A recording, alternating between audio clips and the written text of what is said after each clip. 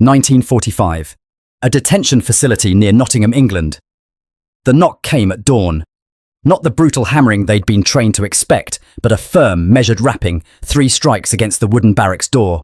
Inside, 23 women froze. Some dropped the torn blankets they'd been clutching, others reached instinctively for each other's hands. The youngest, a girl named Greta, who'd turned 19 somewhere over the Atlantic, pressed herself against the far wall and began to whisper the only prayer she could remember from childhood. They knew what men did to captured women. They'd been told since they were children in the Bund Deutsche Mädel, told in whispers, in warning stories, in the careful way their mothers fell silent when certain topics arose. And they'd seen it too. In the frantic final days, women pulled from cellars in Berlin, nurses dragged screaming from field hospitals as the fronts collapsed. The propaganda had promised them that the British were no better, worse perhaps, because they hid their cruelty behind politeness. "Entkleiden," Liesel murmured, her voice cracking. "They'll make us strip. For inspection. For—" "We won't," someone else hissed. "We won't take our clothes off." The door swung open. If you've never heard this story, you're not alone. This chapter of history was buried for decades. Hit subscribe so you never miss the untold stories that textbooks left out. 3 British guards stood in the doorframe, silhouetted against the pale morning light. They wore standard khaki uniforms, clean and pressed. The women could smell soap and tobacco. One of the guards, a middle-aged man with thinning hair and wire-rimmed glasses, held a clipboard. Another carried something wrapped in brown paper.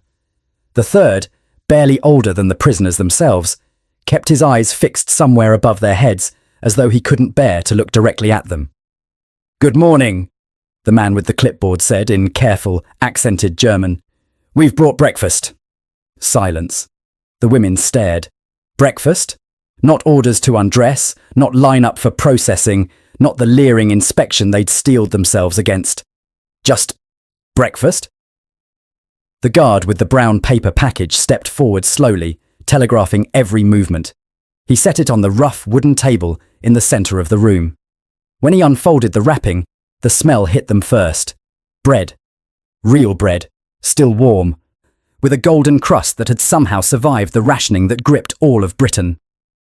Beside it, he placed a tin of margarine, a jar of marmalade, and, impossibly, a glass bottle of fresh milk.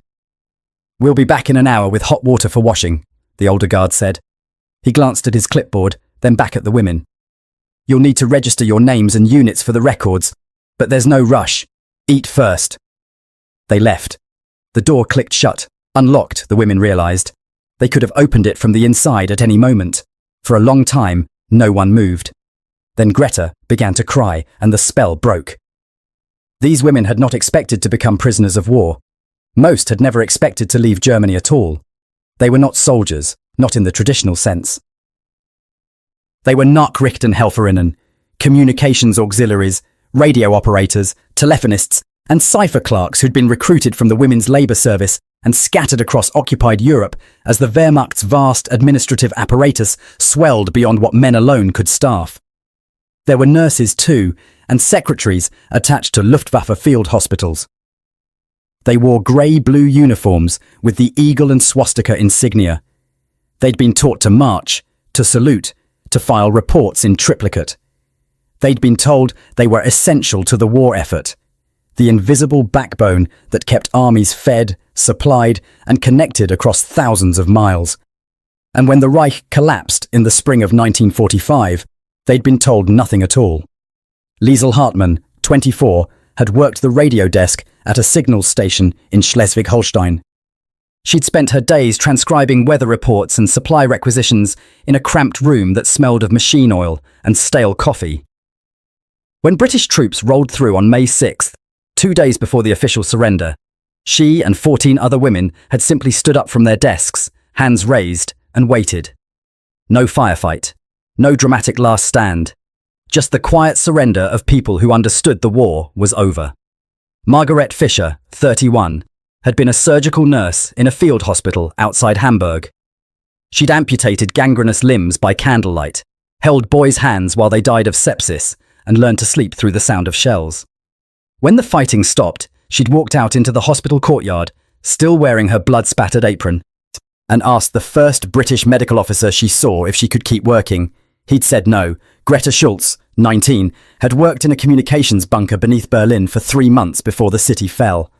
She'd typed orders she didn't understand and forwarded messages about divisions that no longer existed. On April 30th, when someone whispered that the Führer was dead, she'd felt nothing, just a vast, echoing numbness. The Russians came 5 days later. She'd fled west with a column of refugees, walked 200 miles in boots that disintegrated around her feet, and finally collapsed at a British checkpoint near Lübeck. They'd given her water. She'd told them everything. By August, nearly 3,000 German women from various auxiliary units had been rounded up across the British occupation zone. Most would be repatriated within months, sent back to a shattered Germany to fend for themselves.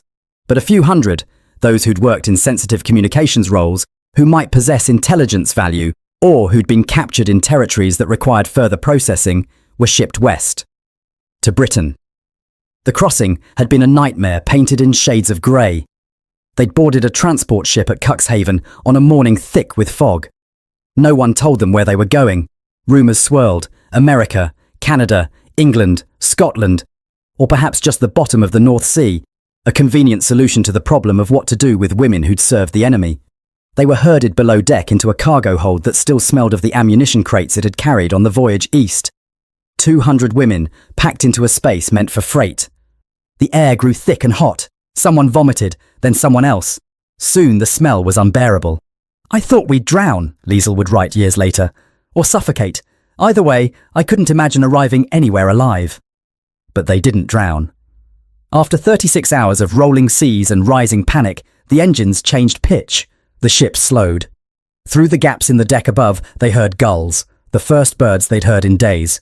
Then voices in English, sharp and efficient, calling out numbers and coordinates. The ship bumped against a dock. A hatch opened. Light poured in. "Up! Everyone up! Single file!" They climbed a narrow ladder into the shocking brightness of an English afternoon. The port, they'd learn later it was Harwich, stretched before them. Cranes, warehouses, men in uniform moving with the purposeful chaos of any military logistics hub. But it was the abundance that struck them silent. Trucks lined up bumper to bumper, their beds piled with crates of supplies, mountains of coal, stacks of timber. And beyond the port, through the gaps between buildings, they glimpsed green fields. Actual green, not the cratered, shell-blasted grey they'd grown accustomed to. Germany was starving. Here, even the gulls looked fat. They were loaded onto trains, actual passenger coaches, not cattle cars, and given sandwiches wrapped in waxed paper. White bread. Ham. A sliver of cheese. Greta ate hers in 3 bites and cried into her hands. The train carried them north through a landscape that seemed almost offensively intact. Villages with roofs, churches with spires, children playing in fields, no rubble, no craters, no burned-out husks of buildings. Margaret pressed her face to the window and felt something crack inside her chest. Not quite anger, not quite grief, but some mixture of both. "They didn't suffer," she whispered, "not like we did." But that wasn't quite true, as they'd learn. Britain had suffered its own way. The Blitz, the U-boat blockades, the rationing that would stretch on for years after the war. The difference was that Britain had survived with its infrastructure largely intact. Germany had been ground to dust. They arrived at the detention facility near Nottingham as the sun set. A converted estate, they learned, some wealthy family's country house that had been requisitioned for the war effort and never given back. It had barbed wire now, and guard towers, and rows of hastily constructed wooden barracks. But it also had running water, electricity, and a kitchen that produced actual meals at regular intervals. That first night, they huddled together in silence, waiting for the other shoe to drop. The breakfast moment stayed with them. Even years later, when they'd returned to Germany and rebuilt their lives, they'd remember the smell of warm bread and the quiet voice of the British guard who'd said, "Eat first." This is where everything they'd been taught began to unravel, and the real story begins. Stay with us, and don't forget to hit the like button if you're learning something new, because it wasn't just the breakfast, it was what came after. That first afternoon, a woman in a Red Cross uniform arrived, British, middle-aged, with tired eyes and a gentle manner. Through a translator, She explained that they'd each receive a medical examination, voluntary, she emphasised. They could refuse. But it was recommended, given the conditions they'd endured during transport. The women exchanged glances. A medical examination. They knew what that meant, or thought they did. The euphemisms for violation were well rehearsed. "I'll go first," Margaret said quietly. She was the oldest, the one who'd seen the most. If it was going to be bad, better she face it and warn the others. The examination room was clean, almost clinical. A female doctor, also British, also middle-aged, gestured for Margaret to sit. There was no examination table, just a chair. The doctor checked her pulse, listened to her lungs, looked in her throat. She noted some malnutrition, mild dehydration, the early signs of a respiratory infection. She prescribed rest, extra rations, and penicillin, that miracle drug they'd only heard whispers about. "That's all?" Margaret asked through the translator. "That's all," the doctor confirmed. "Unless there's something else you'd like to discuss." Margaret walked back to the barracks in a daze. "She just examined me," she told the others. "Like a doctor. That's all." Over the following days, the pattern held. Meals arrived 3 times daily, simple but adequate. Porridge and tea for breakfast. Soup and bread for lunch. Some kind of meat stew for dinner, with root vegetables and, occasionally, pudding. No one made them work beyond basic cleaning duties in their own quarters. No one shouted. No one struck them.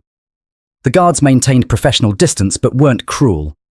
They'd even installed a radio in the common room, though they were careful about what broadcasts they allowed.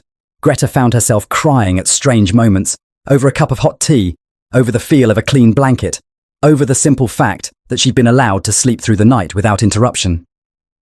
"I don't understand," she said to Liesel one evening. "Why are they being kind?" Liesel, who'd spent the war transcribing orders and learning to read between the lines, had a theory. "Maybe because they can afford to be," she said slowly. "They won. They don't need to prove anything."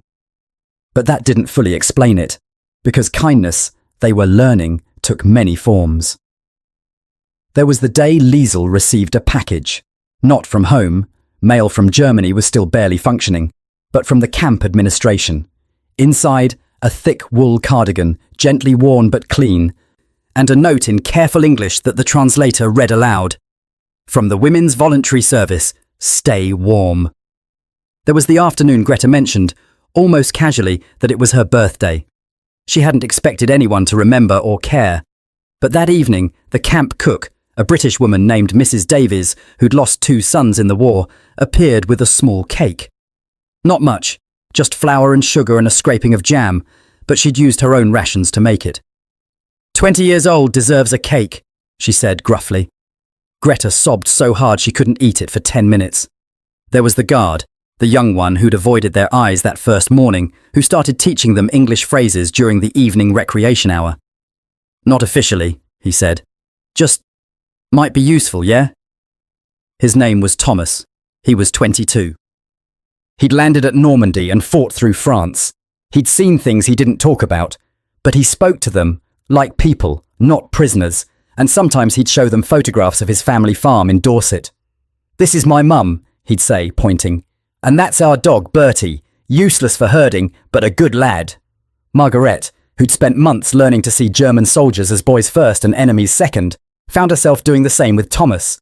He was just a boy in uniform, like all the others, like the ones she'd tried to save in the field hospital. The cognitive dissonance was exhausting. They'd been taught, indoctrinated really, that the British were barbaric, that they'd shown no mercy to German civilians, that captured German women could expect only brutality. The propaganda had been specific, detailed, designed to terrify. And yet here they were, fed, clothed, allowed to write letters home, censored but allowed, even permitted to organise their own recreation schedule. One evening in late October, someone suggested they sing. It felt dangerous at first. German songs, German voices raised together. Would the guards burst in, accuse them of sedition? But they sang anyway, quietly at first, then with growing confidence. Guten Abend, Gut Nacht. The Brahms lullaby every German child knew. Halfway through, Margaret noticed Thomas standing in the doorway listening. She tensed, waiting for him to tell them to stop. Instead, he smiled sadly. "My gran used to sing that," he said. "Different words, but same tune. Funny that." Later, one of the women, a former teacher named Anna, broke down. "How do we reconcile this?" she asked. "Everything we were told, everything we believed, how do we square it with this?" She gestured around the barracks, at the warm stove, the clean bunks, the small comforts they'd been granted. "Maybe we don't," Liesl said quietly. "Maybe we just accept that we were lied to." But accepting that meant accepting everything else. That the war they'd supported might have been unjust. That the ideology they'd been raised in might have been poison. That the future they'd imagined, a 1,000-year Reich, prosperity, pride, had been a fairy tale told to children. It was easier to believe the British were lying now, playing a long game, softening them up for some future cruelty. But weeks passed, then months, and the cruelty never came. November 8th, 1945. I received a letter from home today. Or what used to be home. My mother is alive, living in the ruins of our apartment building in Hamburg. She has no heat, little food, and her words are desperate. She asked if the British are treating me well. I didn't know how to answer her. How do I tell her that I eat 3 meals a day while she starves, that I have a warm bed while she sleeps under rubble, that the enemy has shown me more mercy than I ever expected, while Germany, our Germany, has become a graveyard? I feel guilty for every bite of bread, but I eat it anyway. What else can I do? From Liesl Hartmann's diary, recovered in 1982. The winter brought its own revelations. The British rationing system, they learned, was strict but fair. Everyone had a ration book, from the king to the lowest labourer, and everyone made do with the same allowances. The guards ate the same food they did.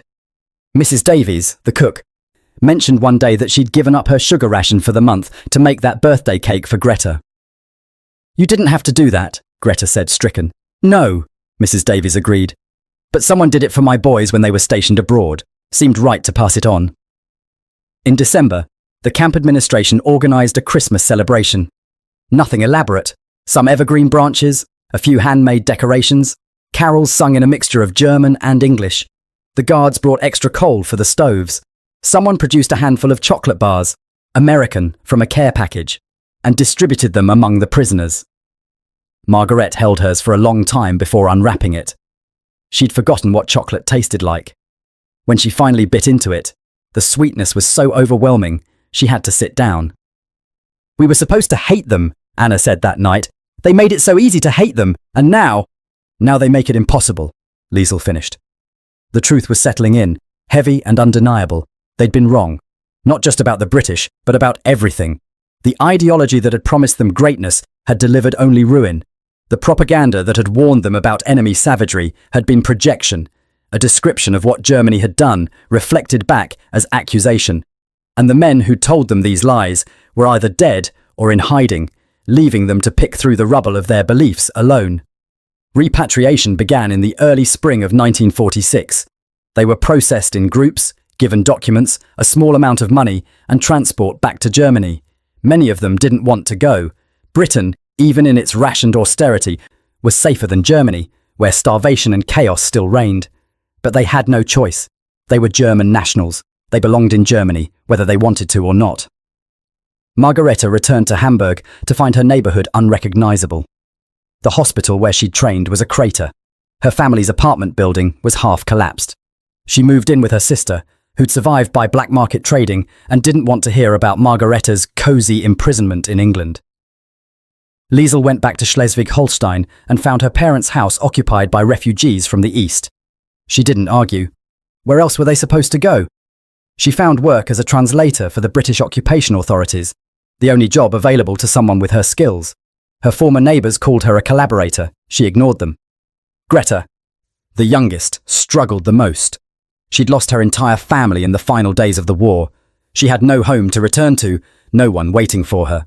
She drifted through the occupation zones, taking odd jobs, sleeping in refugee centres. For years, she told no one about her time in Britain. It felt too strange, too at odds with the suffering around her. But they wrote letters. Slowly, carefully, they found each other again.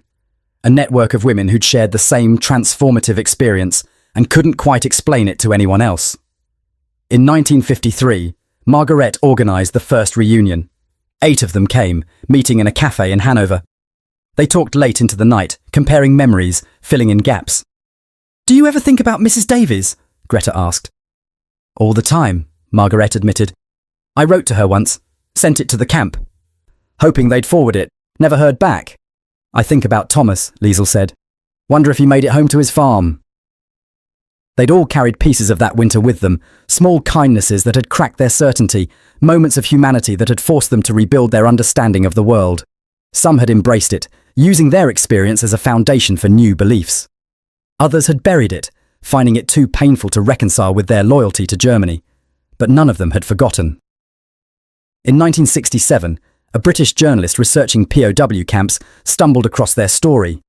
He tracked down several of the women and interviewed them.